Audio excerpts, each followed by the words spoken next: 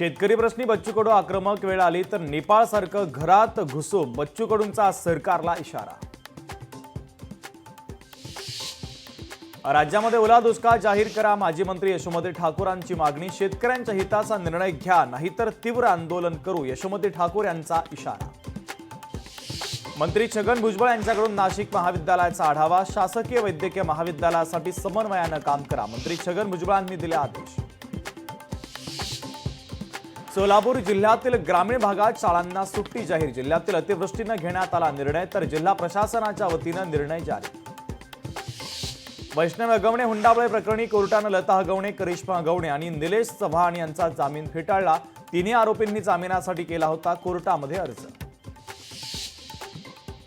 नाशिकच्या गंगापूर धरणातून गोदा नदीपात्रामध्ये विसर्ग वाढवला, संततधार पावसानं गोदावरी नदीपात्रामध्ये 6356 क्युसेक वेगानं पाण्याचा विसर्ग।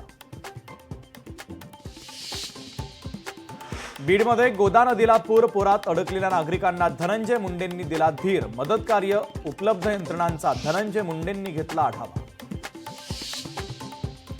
बोरिवलीमध्ये गीता मंदिर सोसायटीमध्ये पहिल्या मजल्याचा स्लॅब कोसळला, सुदैवानं अपघातामध्ये कोणीही जखमी नाही, घरातील वस्तूंचं मोठं नुकसान।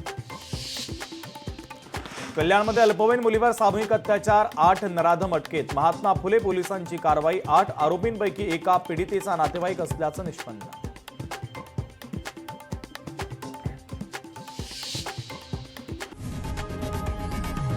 लोकशाही मराठी ऐका, पहा, जागरूक रहा।